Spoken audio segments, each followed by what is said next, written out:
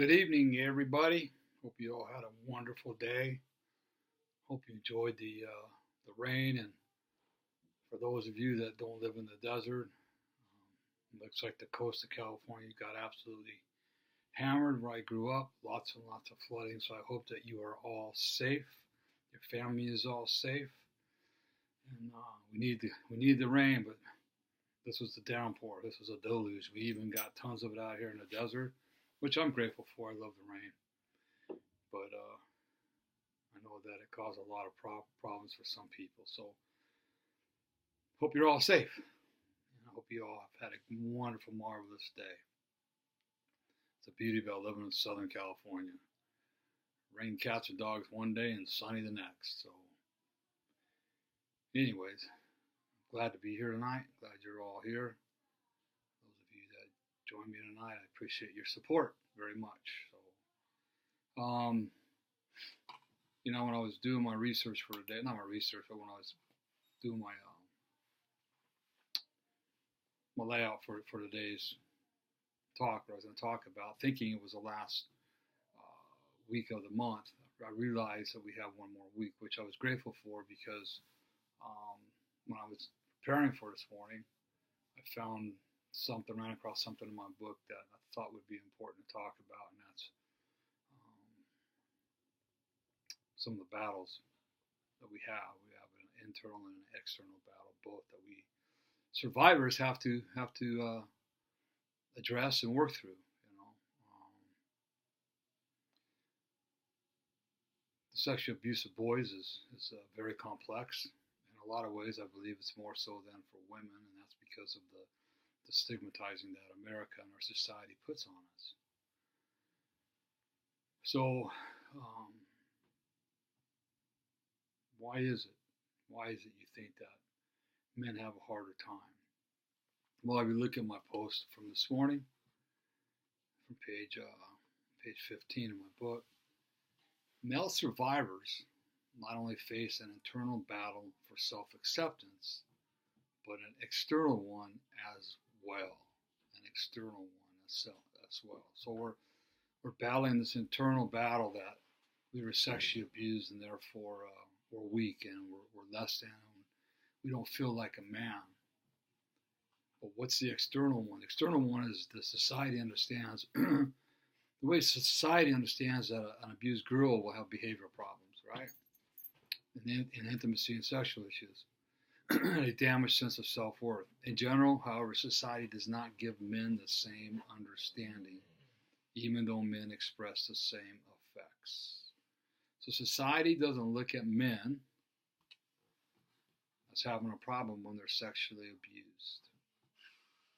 Okay, it's okay for women to experience these sexual issues and behavior problems and the damaged, sense of self-worth, but men, that's not supposed to happen to us. Well, number one, society doesn't even think that sexual abuse happens to men. One of the big differences between men and women is this: is while both men and women they feel dirty and tainted inside, among other things, after being sexually abused, a woman still feels like a woman. Don't be throwing things at me, okay? A woman still feels like a woman, but a man does not feel like a man. Why, you ask? Well, because we allowed another man to violate us, and according to the societal rules for men, that says that we're weak for not being able to protect ourselves. When we talk at facilities, when we talk to men all over the place, so many men will come up and they think they should have been able to protect themselves. And we have a T-shirt project we do, and we take these T-shirts size 8 to 10, and we have the patients or the clients or the students, whatever you want to call them, at the facility. We have them paint their childhood paint on those shirts, and it's some pretty phenomenal paintings that come out, some very beautiful paintings that come out. But when we speak, we use those shirts as an example, and inevitably somebody will say, well, I should have been able to protect myself. So we'll pull one of those T-shirts out, size 8 to 10, and we'll hold it up against a man like me. First, we'll hold it up to my chest, and then we'll hold it down, where an 8 or 10-year-old boy should be standing on a normal basis. And the men will realize, wow, I couldn't protect myself. on two occasions, two men, two different occasions, we actually witnessed men, as soon as we did that, start to weep and realize they couldn't protect themselves. But we feel like we should have been able to. There's just something about the man that we should have been able to protect ourselves. But we couldn't. We were kids, we were children. And, I've been asked many times, why didn't you fight? Why didn't you defend yourself? Well, you don't think about that back then. I wasn't an adult, I was a child. There's a lot of reasons why we don't do that. One, I had respect for, I don't know why, but I had respect for, he's supposed to be my father figure, my stepfather. You're not supposed to fight him back. And I just thought it was part of growing up. Among other things, there's a lot of other reasons. If I fight back, then I get kicked out, maybe the police are called on me. Then what am I going to do? Where am I going to live? How am I going to survive? So there's a lot that goes into this. Okay, a lot of the internal battle that's created by that external and belief that we're just going to get over it, and it doesn't happen to us.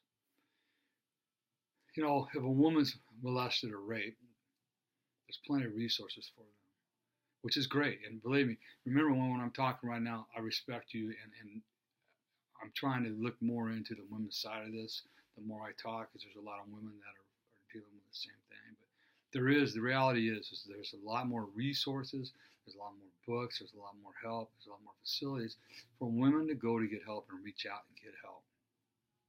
But if men are molested or raped, where are we going to go?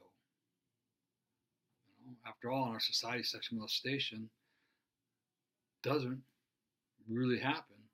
And if it does, we just get over it, right? Well, that's what we're told. We've heard that from very high-ranking people in the psychology world. Well, they just get over it. They'll move on. No, it's not that simple. We don't just get over it. Now, there's about 75% of the population of trauma victims, and there's a lot of trauma involved, that do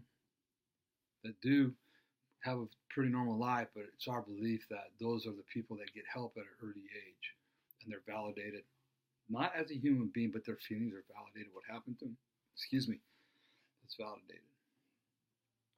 So we don't just get over it. If we just got over it, I want to be doing what I'm doing. I want to be sitting here talking to people and writing a book and putting myself out on the front lines and being extremely vulnerable and transparent in audiences that don't even know me.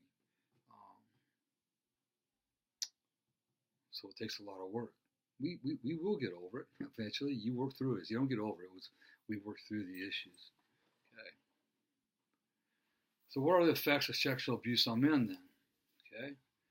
Well, Dr. David Lisak in the 1990s he did a bunch of research, and he's actually one of the founding members of the 1 in 6 organization. It's one of the big organizations here in the United States that helps sexual abuse men all across the nation. In fact, Steve Lepore is back on Capitol Hill right now discussing matters with our government on this very issue. So they do a lot of good work, as well as malesurvivor.org. But Dr. Lisak, David Lisak of 1 in 6, he's a male survivor himself. And he wanted to find out what the effects of sexual abuse, or childhood sexual abuse on men were. Now, there's a whole list of them here. And if you get my book, it's going to be on page, I think, page 16. Oh, I got it right here. Sorry. 15 and 16. Page 15 and 16. Some of them are the anger, the anxiety, depression, disassociation, dysfunctions or compulsions, fear. Fear is a big one. Gender confusion and struggles, guilt and self-blame, homophobia and confusion about sexual orientation, hostility, impaired relationships. I've been married for 33 years, and for a long time, my relationship was impaired because of what happened to me and my abuse.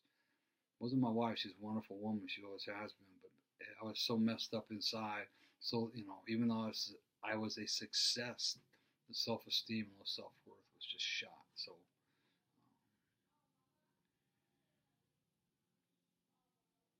that was really messed me up. The low self-esteem and negative self-images, obsessive-compulsive disorder. Hey, Maria. um, post-traumatic stress disorder. I couldn't believe that when my psychiatrist told me, yeah, you got PTSD. I go, wait. I didn't go to war. No, it's from the childhood abuse. It's post-traumatic stress disorder. So it's good to know because that does affect me in a lot of different ways. Also, there's problems with intimacy. There's sexual problems. There's a lot of shame. Men carry a lot of shame. And so if you want us to talk about it, man, I'll tell you what, that's a tough one because I know when I started talking about it and when I started doing my 4-step work, the shame just came bubbling out of me. It was overwhelming. The drugs and the alcohol just suppressed it for a time being, but it never went nowhere. And when it came back up, I had to walk through it. It was ugly. It was scary. It was difficult.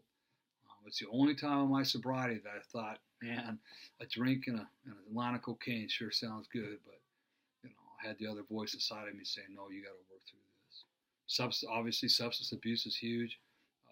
Suicide attempts and tendency to delegitimize a traumatic experience. Men are great at, man, it happened. It's no big deal. It's over with. It happened a long time ago. It got nothing to do with the problems I have today. We minimize stuff. Okay. Also, in LESEX study, here's some interesting statistics I want to give you. 81% of the survivors had a history of substance abuse, and there's another study that says 80%.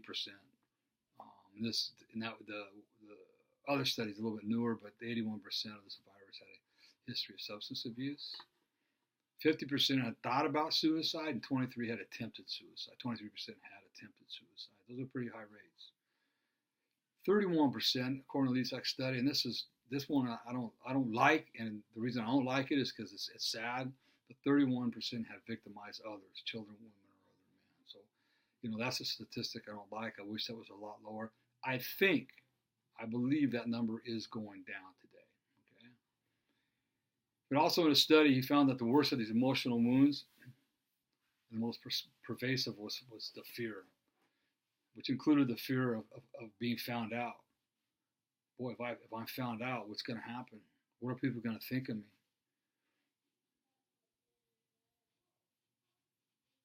And I don't want to be exposed as a sexual abuse survivor. What are people going to think about me then as a man? Are they going to think I was gay? Are they going to if a person was gay, are they going to say, well, you deserved it? You were asking for it. So that fear of talking about it, what are people going to think, is real. I mean, it's real, and that's why a lot of men stay stuck in the fear, in the denial of being sexually abused, because they don't want to talk about it out of fear. A lot of times when we talk to men and they do come out, they'll talk about it once or twice, and if they're lucky, if they're lucky, they'll keep talking about it at their own pace. But a lot of times they just don't want to talk about it after the first time because they feel that shame that comes up. In my own opinion, the sense that there's something wrong with a victim is the single most painful effect of sexual abuse for men in Western cultures. Something's wrong with me because of what somebody else had done to me. I didn't know any better as a child. My father just died. I thought what this man was doing was fatherly love. There was no, at that point in time, there was no physical harm. So, but I didn't think there was nothing wrong with what was going on.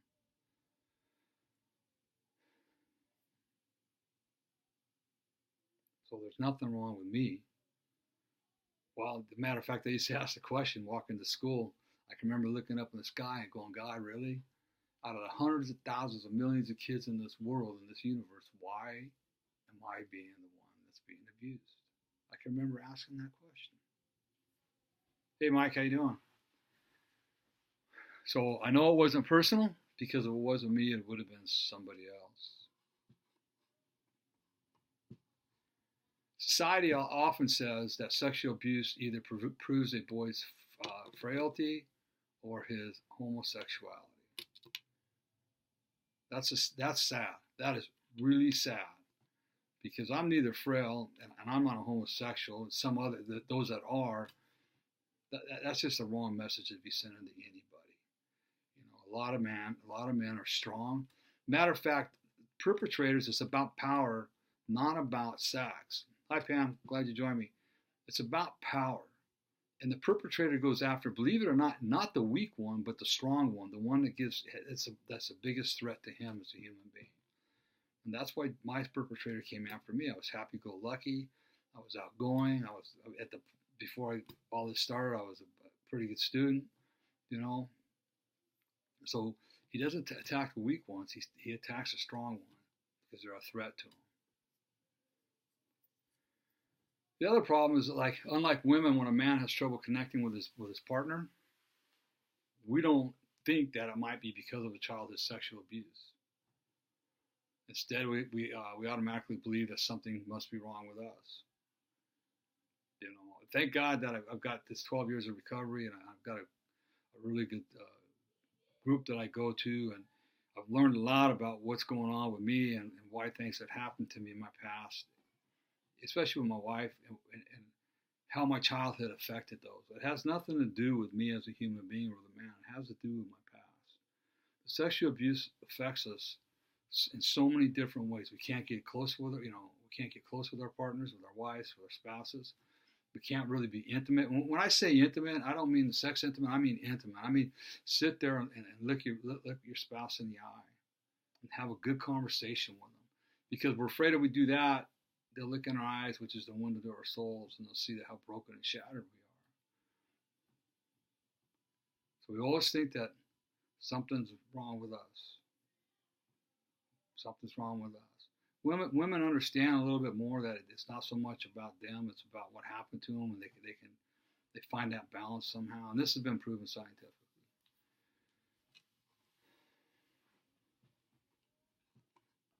After all, hey Vanessa. After all, everyone knows that male sexual abuse almost never happens. Really?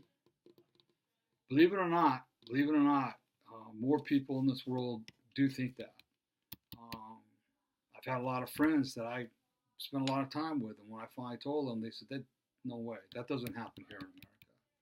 The Catholic Church, it happens." I go, "Guys, the Catholic Church is just a needle in a haystack of what's happening in this world. It does happen. It happens in your backyard. It happens every day. 1 in 4 boys is sexually abused.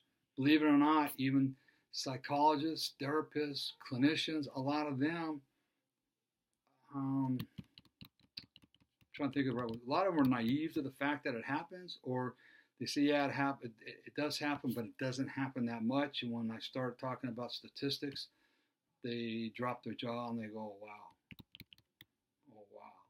You know? So we got the internal battle that we're fighting, that we're not good. We got the external the external belief of all the problems that the society thinks about us. So in our society, men are not seen as victims. We're not seen as victims. So how can they feel that they deserve to get help and have their experience legitimized? Pretty powerful. If society deems us not as victims, how society supposed to help us?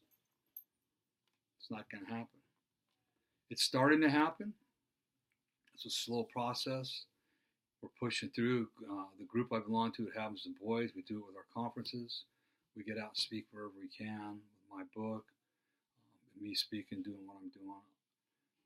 My whole goal about what I do is to educate and make America and people aware of the fact that boys do get sexually abused at a high rate.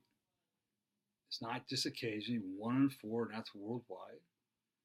The effects that it has on us, we carry it from our childhood into our teens, into our young adulthood, into our middle age, into our business, into all of our relationships. It affects us in all of that, in multiple different ways.